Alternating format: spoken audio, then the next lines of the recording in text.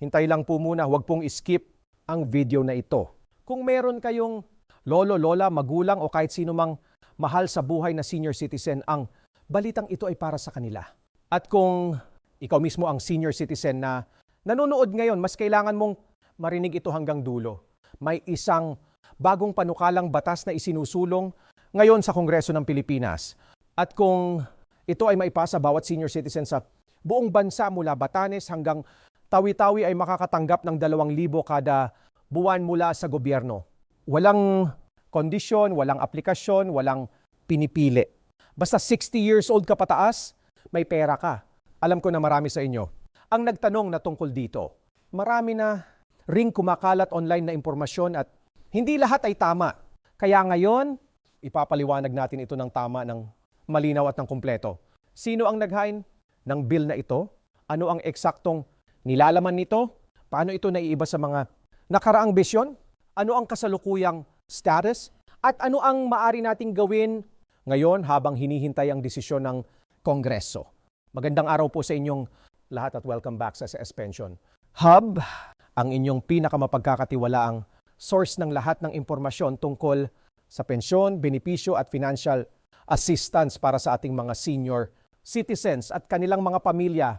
Kung bago kayo sa aming channel, subscribe na po at iyon ang notification para hindi kayo makaligtaan ng kahit isang mahalagang update. Sige, simulan na natin. Ang panukalang batas na pinag-uusapan natin ngayon ay ang House Bill 5068. Ang opisyal na pangalan nito ay ang Universal Social Pension for Senior Citizens Act.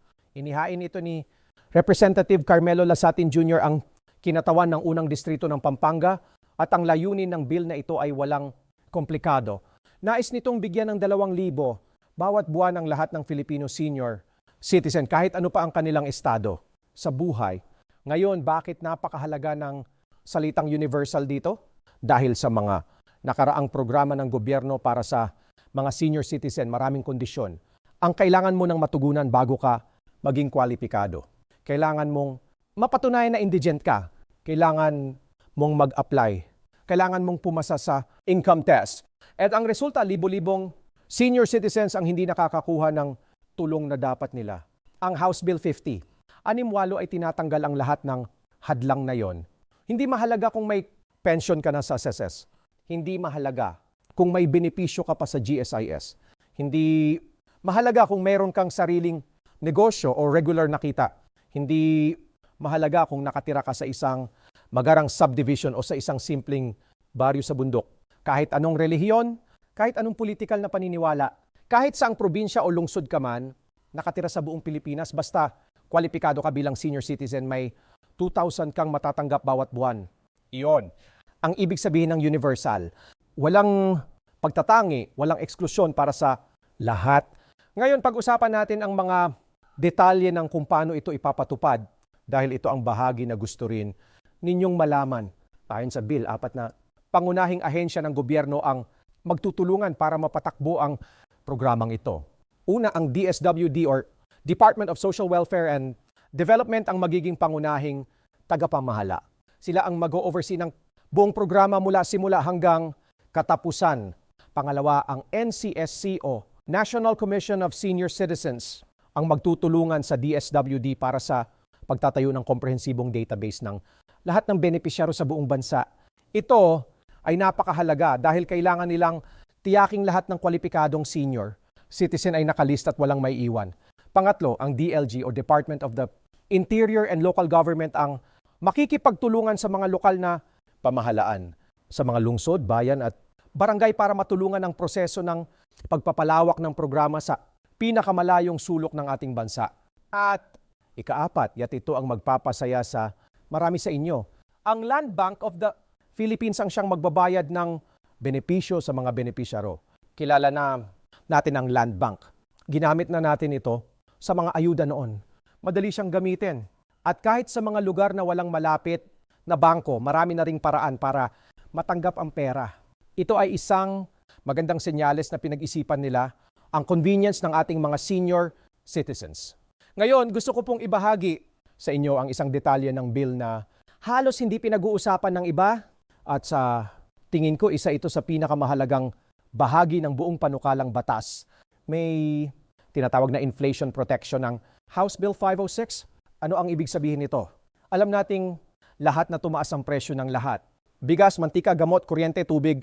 Hindi na ganun ang halaga ng PHO ngayon kumpara sa 10 taon na nakalipas. Ang problema sa maraming benepisyo ng gobyerno, nananatili ang halaga kahit tumataas ang lahat ng gastusin. Kaya ang dating sapat na halaga ay nagiging kulang na lang sa paglipas ng panahon. Pero ang House Bill L6 ay may solusyon doon.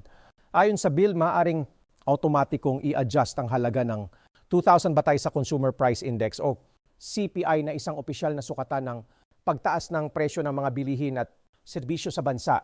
Ibig sabihin, kung patuloy na tumataas ang presyo ng mga pangunahing pangangailangan, ang halaga ng pensyon ay maaari ring tumaas ng naayon. Napakagandang probisyon po ito.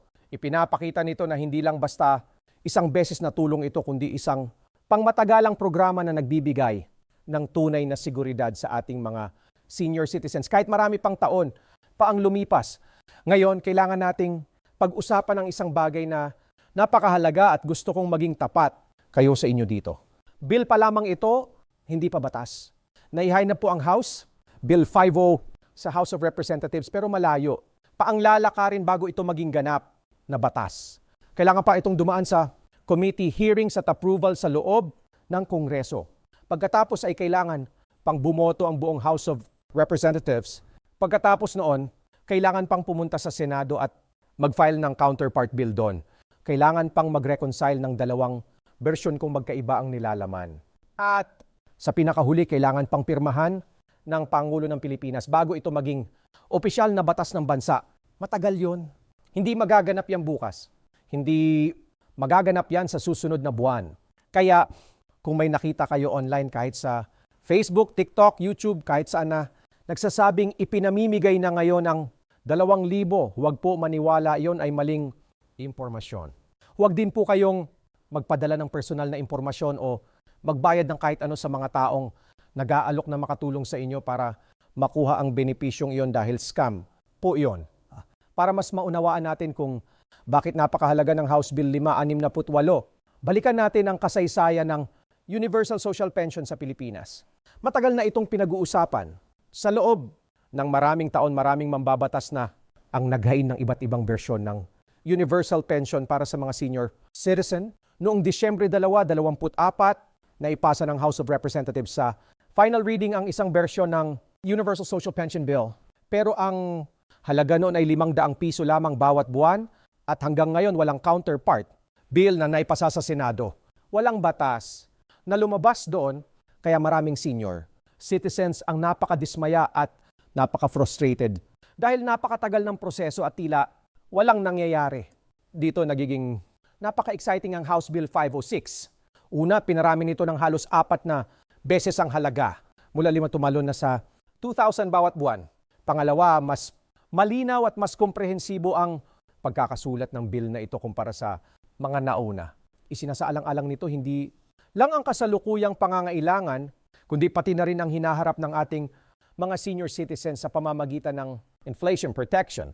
At pangatlo, nagbibigay ito ng bagong pagkakataon para marinig muli ng ating mga mambabatas ang tinig ng milyon-milyong senior citizens na naghihintay na matagal na.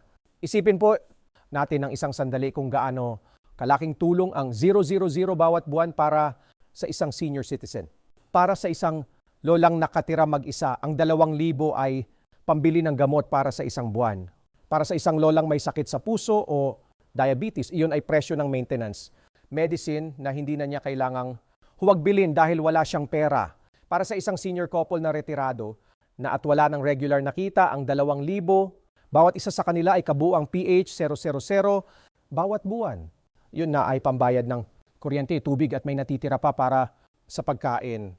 Para sa isang senior citizen, sa probinsya na malayo sa lungsod at walang ibang nagbibigay ng tulong, ang 2,000 iyon ay hindi biro. Pero higit sa pera, ang mas malalim na mensahe ng bill na ito na hindi nakakalimutan ng ating gobyerno, ang ating mga nakatatanda, na pagkatapos ng mga dekada ng pagtatrabaho, ng pagpapalaki ng pamilya, ng pagbabayad ng buwis, ng pagiging mabuting mamamayan, may karapatan silang mabuhay ng may dignidad sa kanilang pagtanda. At yun po ang rason kung bakit kailangan nating suportahan ang bill na ito. Kaya ano ang maaari nating gawin ngayon habang hindi pa ito nagiging batas? Una, i-share ang video na ito. I-share ito sa inyong mga magulang, sa lolo at lola, sa mga kaibigan at kapitbahay. I-share sa mga grupong pinagkakasapi ninyo sa Facebook. I-share sa inyong mga anak na nasa ibang bansa para malaman din nila ang nangyayari sa Pilipinas. Dahil ang mas maraming tao na nakakaalam tungkol sa bill na ito, mas malakas ang presyo na maipasa ito. Pangalawa, manatiling updated at huwag maniwala sa fake news. Sundan ninyo kami dito sa SSS Pension Hub. Kami ang mag-i-inform sa inyo ng bawat bagong balita. Kung naipasa na sa committee, kung naipasa na sa House, kung may nangyari sa Senado, lahat ng update ay malalaman ninyo dito bago pa man ibahagi ng iba. Pangatlo, kung meron kayong pagkakataon na makausap ang inyong barangay captain, ang inyong local councilor o ang inyong kongresista, ipaalam ninyo na marami kayong kilala na senior citizen na buong puso na sumusuporta sa bill na ito.